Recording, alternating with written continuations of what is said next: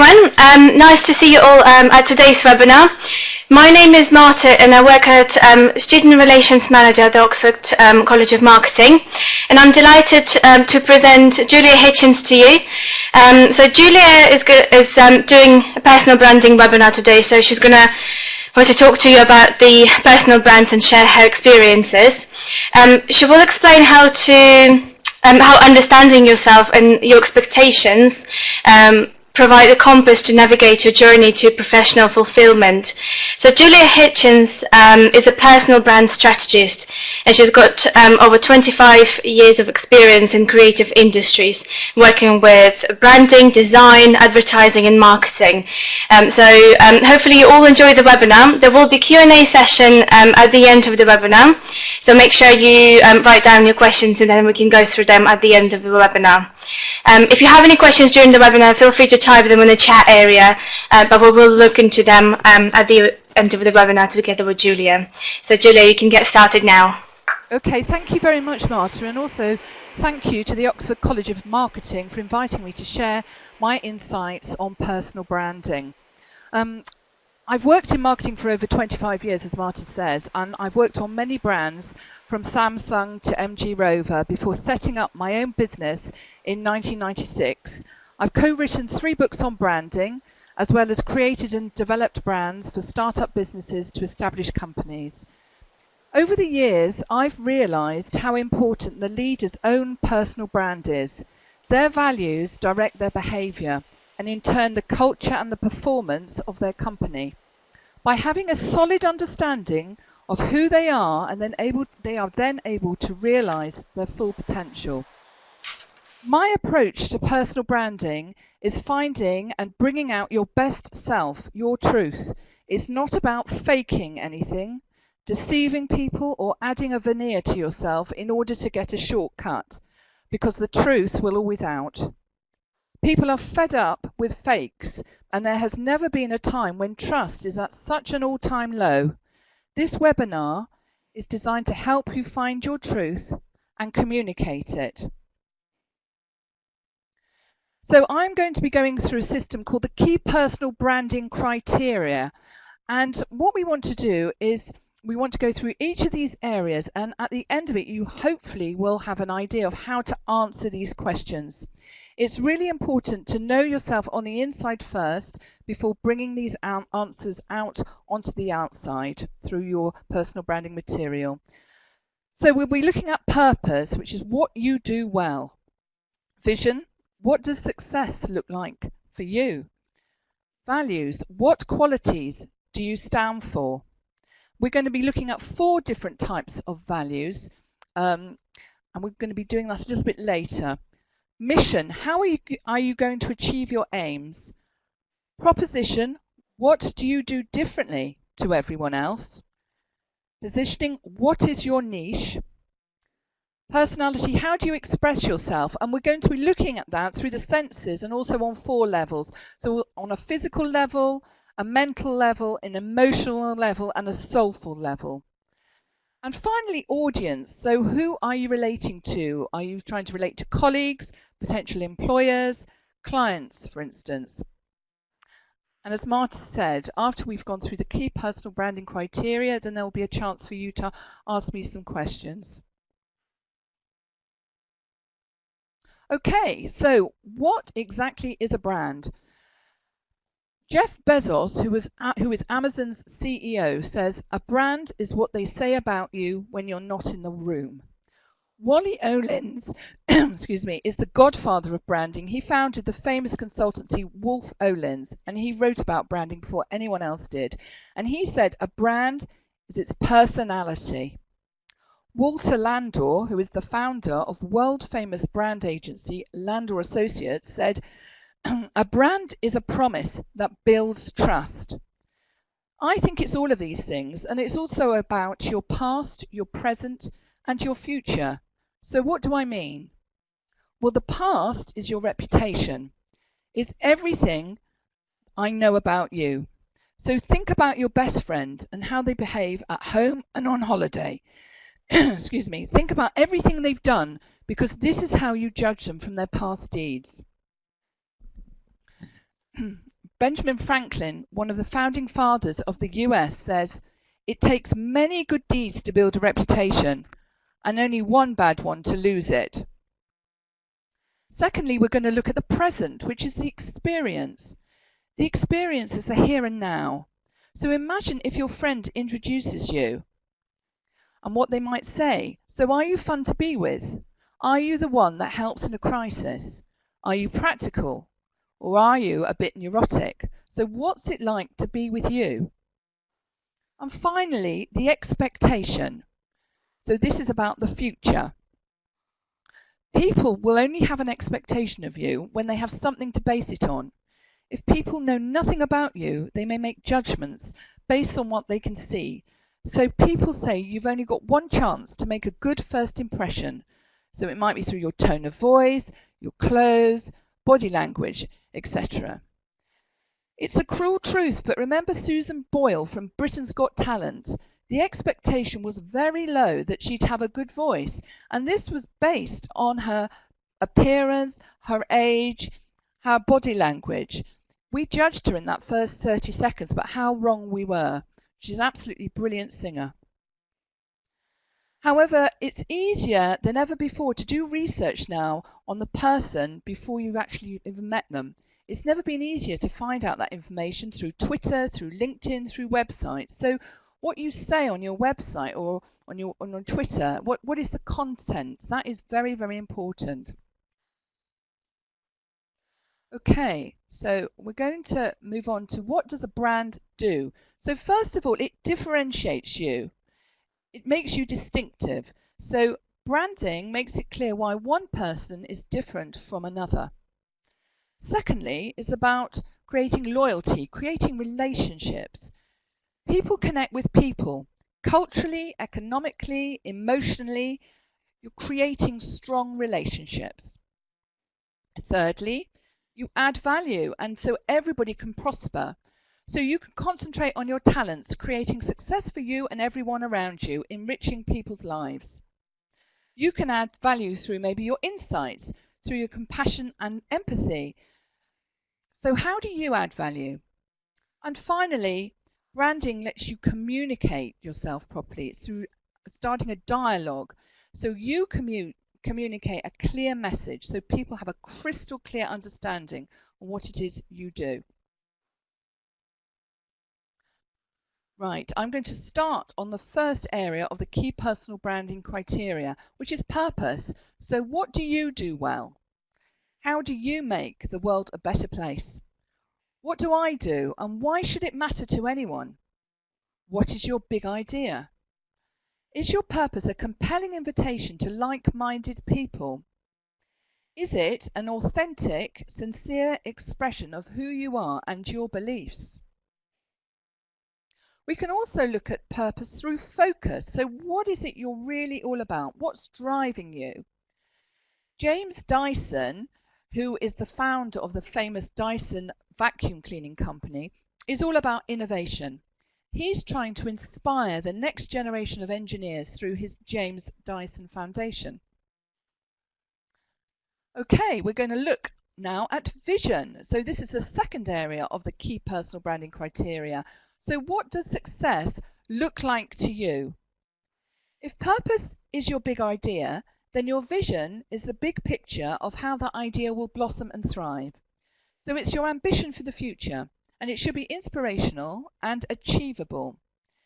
It's your aspiration for the next 5 to 10 years' time, with clear benefits for you and your audience. So if you do achieve your vision in 2 years, you'll need to revise it and make the ambition even bigger. So the vision must be succinct and easy to comprehend. The focus should be on the destination and not the journey. Avoid words like best, leading, first, number one, because is it really true? And you must embody and promote your message. It must be measurable with a clear moment of achievement. It cannot be too easy, and it must require a level of accomplishment. You are the brand champion of your brand, conveying your vision, passion, and the enthusiasm to your audience. Martin Luther King speech, which was a visionary speech, said, "I have a dream." And his dream was that his children would be judged only by the content of their character and not the colour of their skin.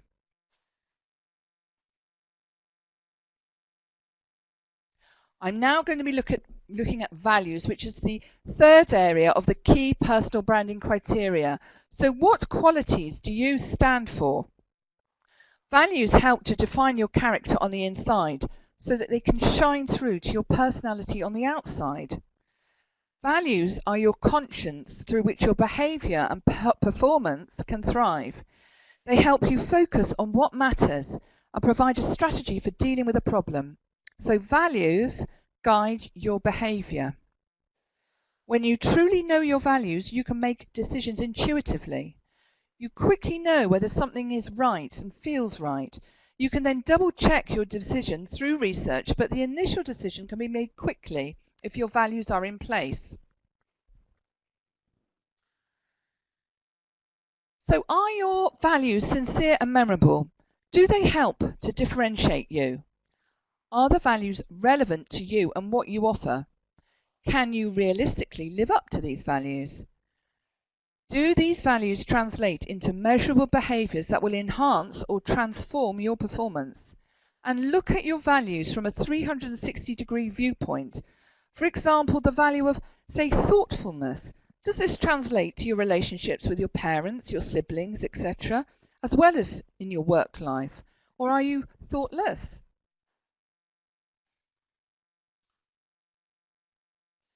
British values were defined by David Cameron's coalition government and are now on the curriculum of all British schools.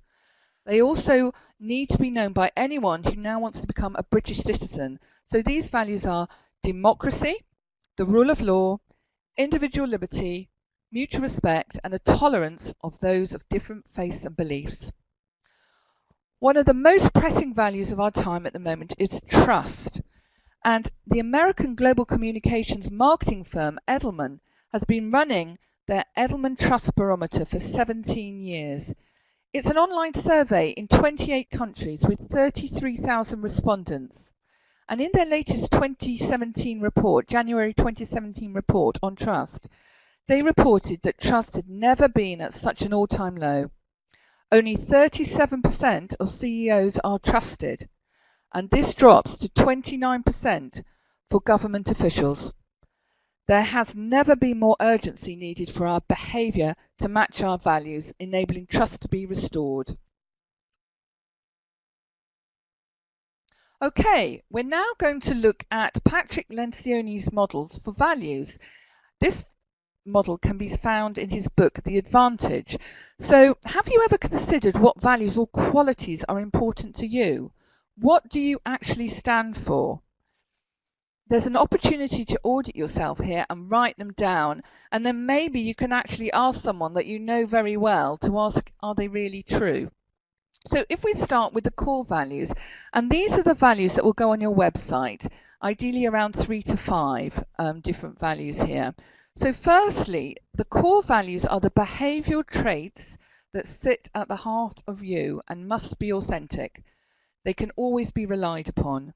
They influence every action of you, and there should ideally be, as I said before, between 3 and 5 values. Next, the aspirational values. These are your ideal qualities that you would like to adopt and need in order to increase your performance in the market. These qualities are not second nature to you and need to be managed, i.e. they're not automatic yet. So for instance, you may think, well actually I need to be a bit more fun. I need to be less serious. I need to work on myself there. But it's going to take time. It might take a couple of years. So at the moment, that's an aspiration. That can't go in the middle of the core values. Thirdly, permission to play values. Well, these are basic qualities required by anyone in business. They have great importance, but they do not differentiate or give personality to your brand. For example, trust should be a given in any business, but unfortunately, as we know, it's not. Honesty is another. Finally, accidental values. What do we mean by this? Well, these are values that are unintended and may not be beneficial. These are your weak points, i.e. you may think you're generous, but actually you might be quite mean. So it's what people say about you when you're not in the room.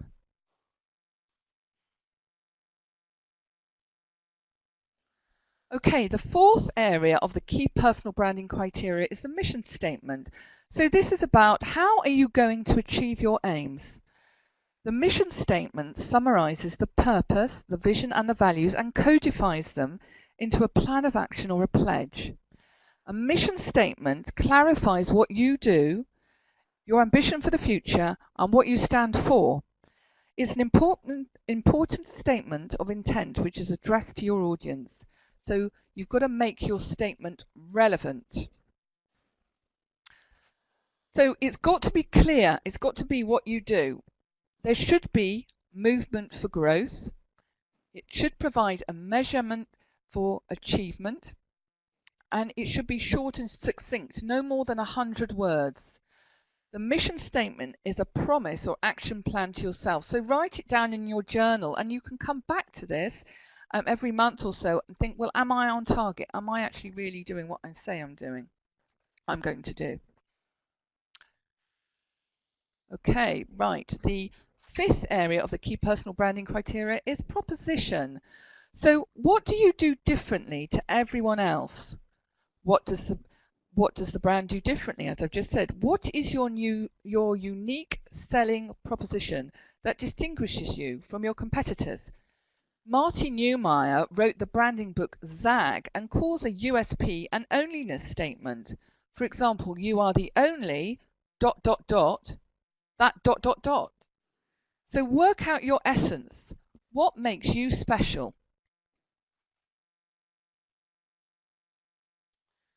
So your proposition is a barrier to market competitors, or as the famous financier Warren Buffett would say, it's where is there a large moat around you, a large body of water around you?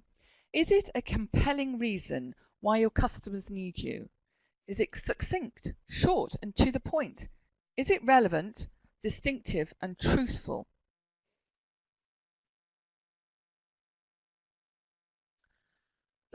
The sixth area of the key personal branding criteria is positioning. So what is your niche?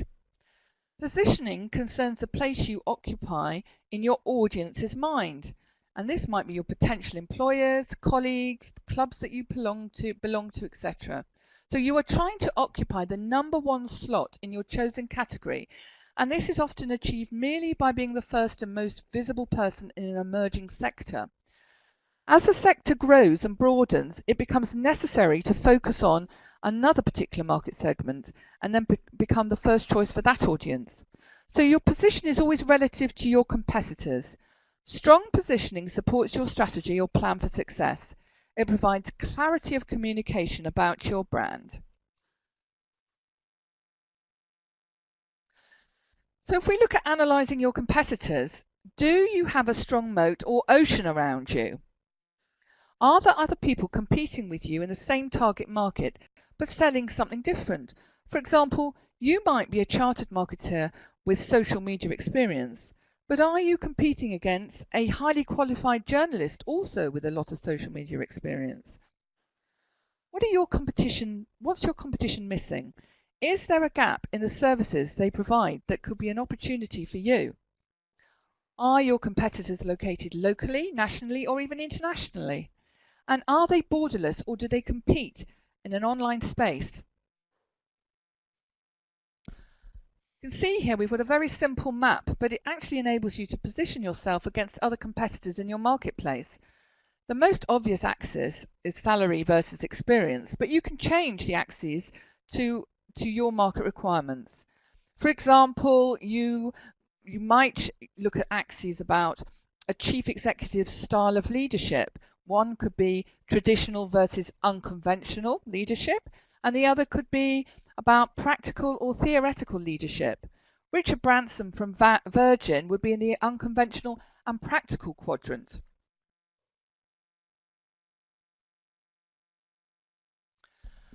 We're now going to move on to the 7th element of the key personal branding criteria. This is personalities. It's a huge area. So how do you express yourself? Up until this point, we've focused on the inside, which is the character, and now we'll start to look at the outside, the personality.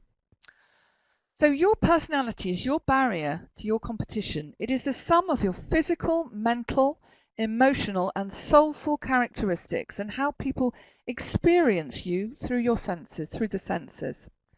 It is impossible to copy because it's your essence, if it's truly you and if it's truly real. So if you're hiding something or you're acting, you will be found out.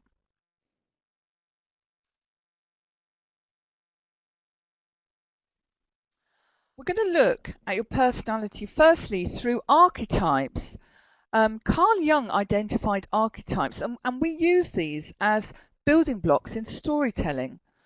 We all intuitively understand archetypes, and they provide a shortcut to meaning for you. So the archetype provides a benchmark of expectation to live up to and must be authentic. Otherwise, everything could fail.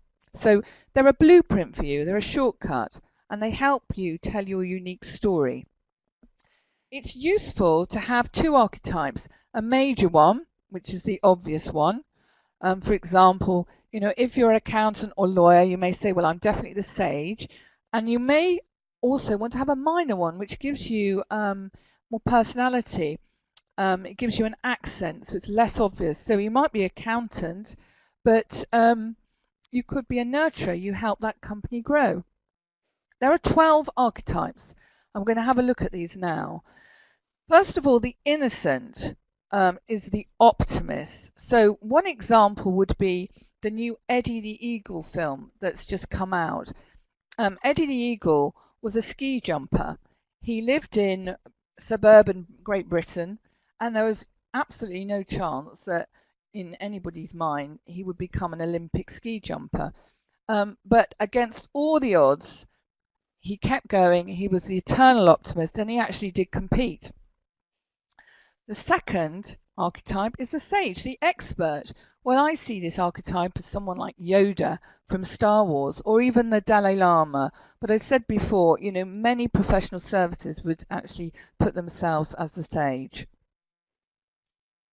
The explorer is the third archetype, which is the adventurer. So this would be somebody like Indiana Jones in the film series, excuse me, or Bear Grylls, who in Great Britain is the chief scout of the scouting organisation, scouting movement.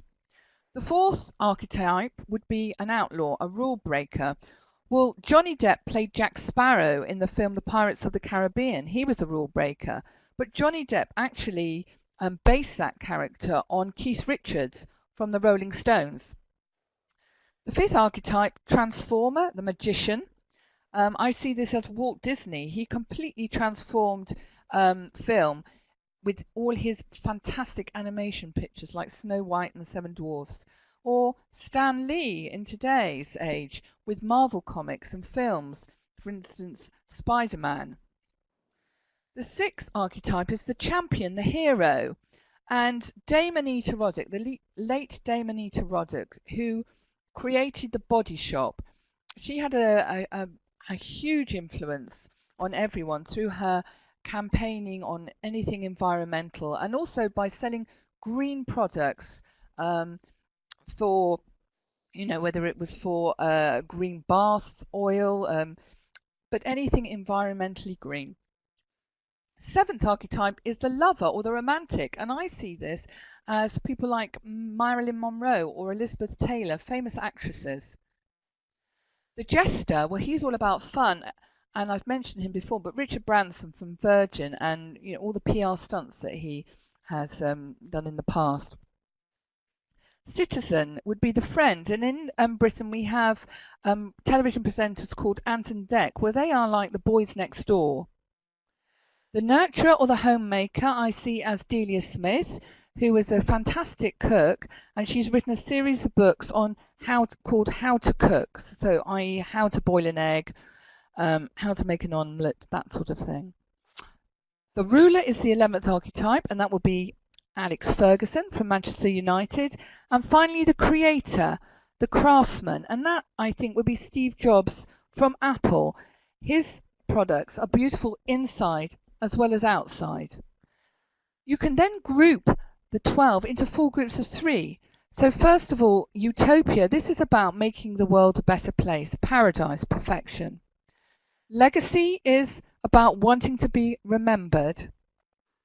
Relate is all about depending on people, building a society.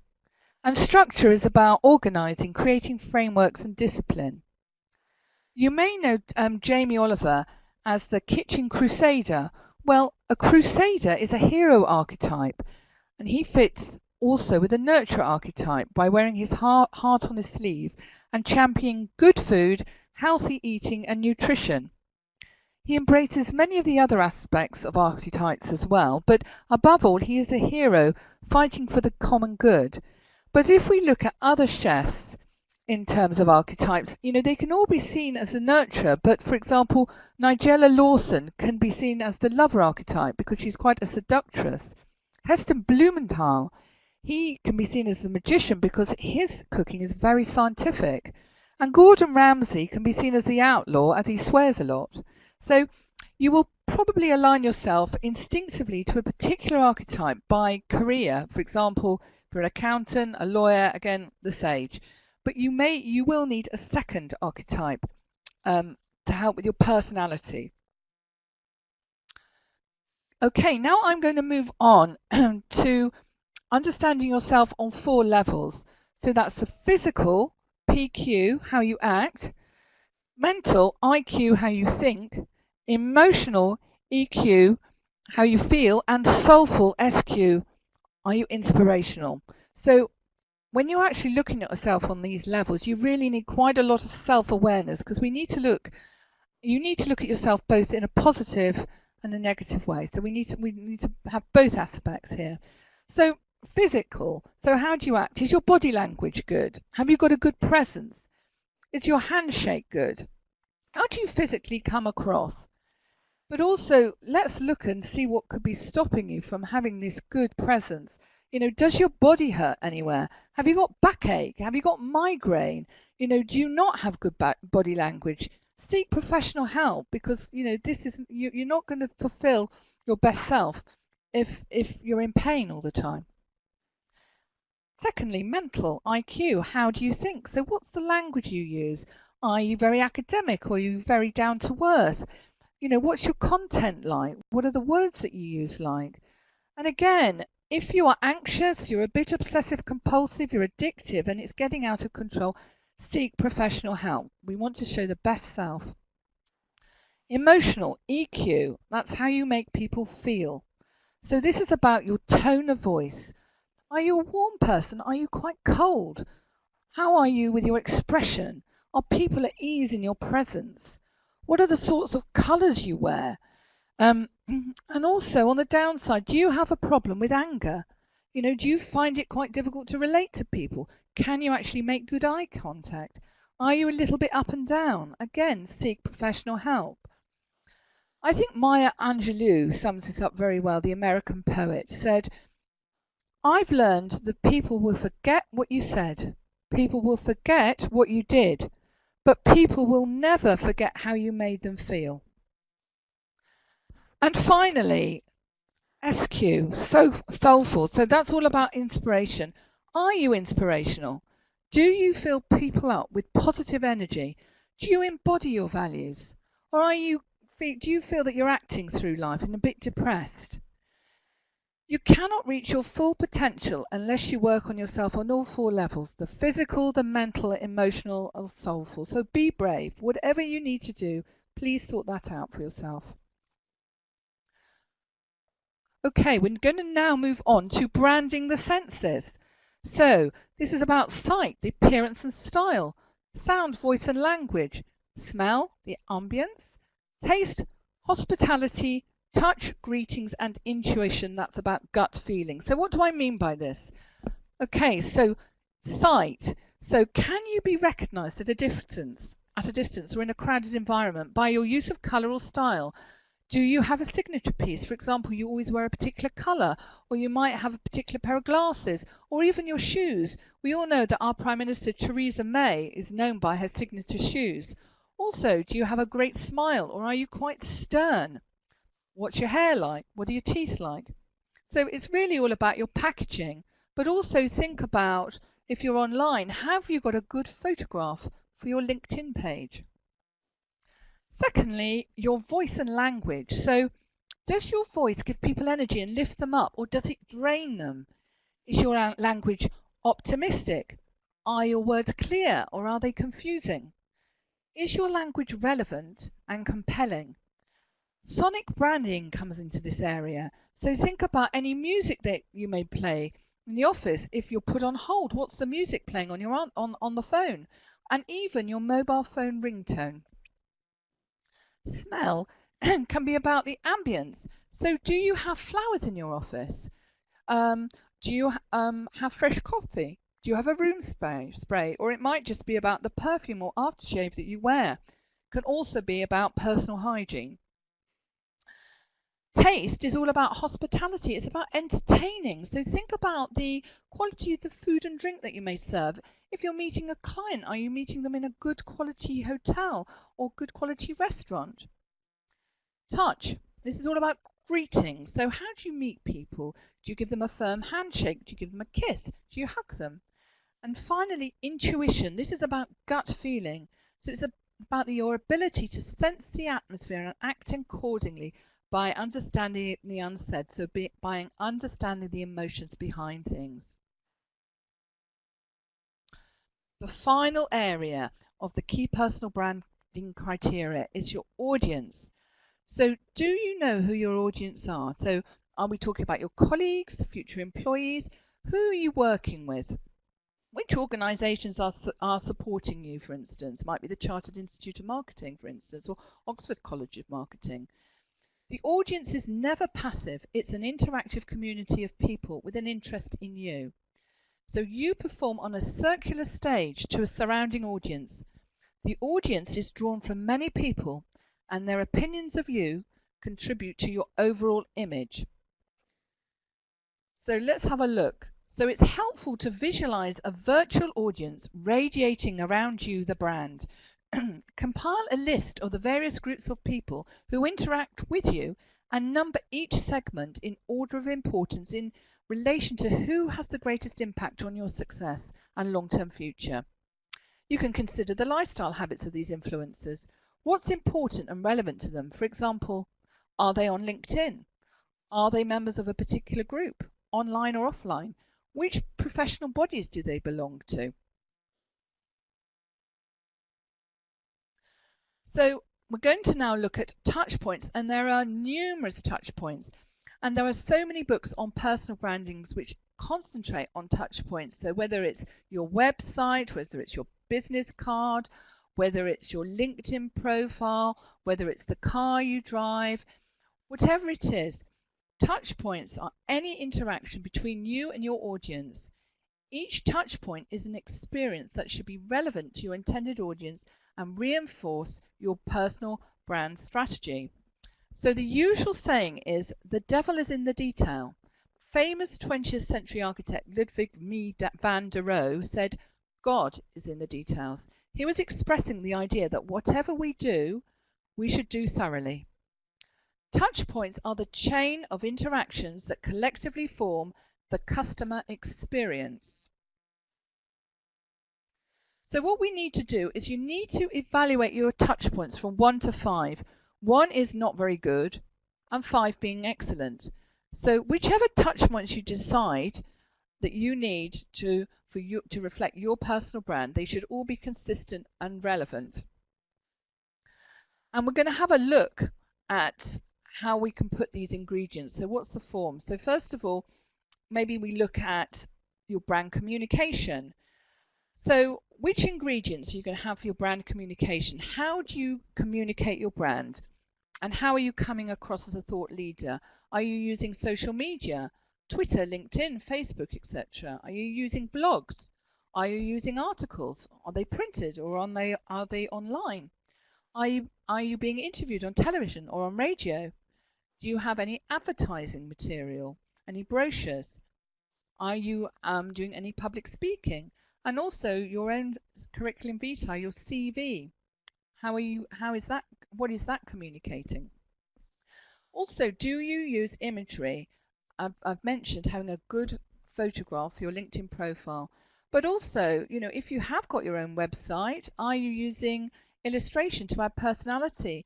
And which colours are you using to reflect your brand? Colours also mean things. For example, orange means creativity and indigo means knowledge. Also, think about the typefaces that you may choose to use on your website. Secondly, huge area, online. So do you own your own website domain name? That's really important. So get that. Get the .com and the country domain name if you can. Have you got your Twitter handle or your LinkedIn name? For example, you might be Bob-Boyce12345 on LinkedIn, but you can shorten that just to Bob Boyce. Have you got endorsements on LinkedIn? Are you using social media to promote yourself? Have you also got the right search engine optimization keywords and descriptions behind your websites which reflect you so that Google can pick them up and that you will be properly promoted? And does your website reflect your personality? Third area are the products and services that you offer. So different products could be your books, it could be videos on YouTube, it could be training courses, it could be speaking engagements, webinars, participating at events. And the fourth area is the office experience, or where you meet your customers. What's the environment like? Is it hygienic? Has it got good service? What's the ambience like? So that I could go on and on in this area forever. I mean, there are so many different touch points, but you know, it's really understanding what's important to you and your audience. Finally, we're going to be looking at summarizing the key personal branding criteria. So, you know, I've covered all 8 areas, but now I think it may be useful if I show you how I've used this framework for myself. So on purpose, what do you do well? Well, I want to help and inspire people to transform themselves to be their best self. Vision, so what does success look like for me? So I would love to be able to help leaders transform so they can create fully engaged, healthy cultures for their company. And then what are my values? Well, the 3 values that I have on my website are energy, enthusiasm, and dynamism. And by that I mean, for energy, I'm creative. I feel I'm intuitive and I'm sensitive. I can get underneath people and you know, I'm very sensitive, I think, to their needs and also to what they want to portray. Secondly, I'm enthusiastic. I am passionate about helping people achieve their full potential by building personal brands with meaning. And finally, I am dynamic. I'm excited by the future and I embrace change. I'm forward-looking and I'm optimistic. Mission. So how are you going to achieve your aims? Well, I want to help leaders transform themselves into their most positive version. I want to bring out their talents so they can make the world a better place. And I will realize this aim by championing my key personal branding criteria philosophy, which will help to unlock personal branding insights. And I will share this mission through my consultancy, workshop, and books. Proposition. What do you do differently to everyone else? Well, I feel I'm the only brand strategist that has published a clear and practical philosophy called the Key Brand Criteria to help organizations and leaders realize the potential of their brand.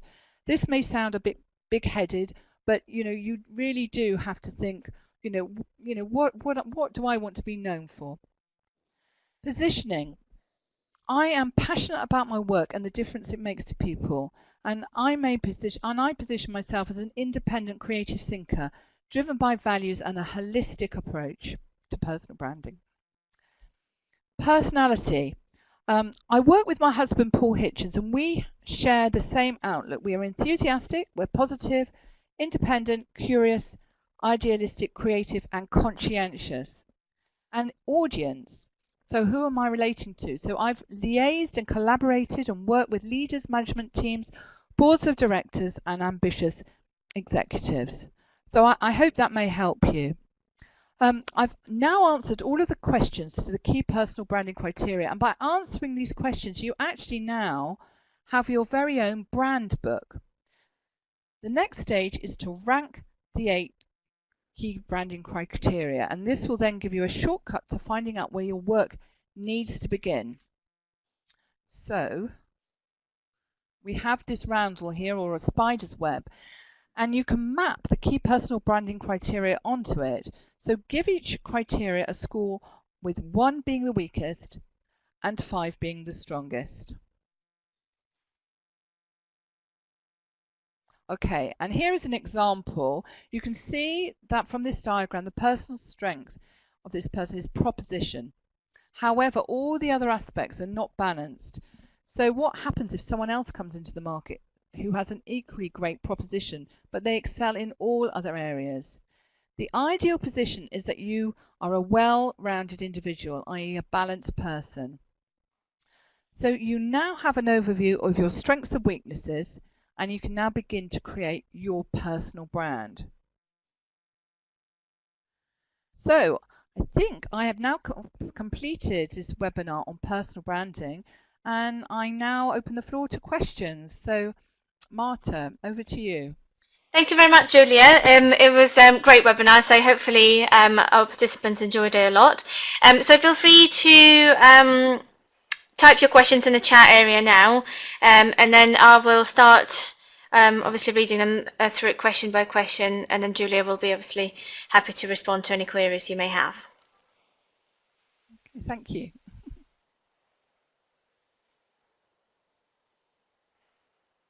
Okay, we've got some positive feedback here. You're very welcome, Michelle, and everyone else. As I said again, just feel free to type your questions in the chat area. Okay, I can see from Pamela, she said, what are the key mistakes professionals make when creating their personal brand? I would say that that is concentrating on the outside, so going straight in and concentrating on your image. So have you got the right clothes? Do you look right? Do you sound right? But you haven't actually done the interior work. You haven't actually worked out what your values are, what you stand for, what your proposition is. It's purely based on the outside, and for me that is about snapping on a veneer. You need to sort that out first. Your inside is so important, because that is what you want to shine through. And then, you know, everything is true. You know, you don't have to think, well, how do I need to act or behave? You are acting as your authentic self.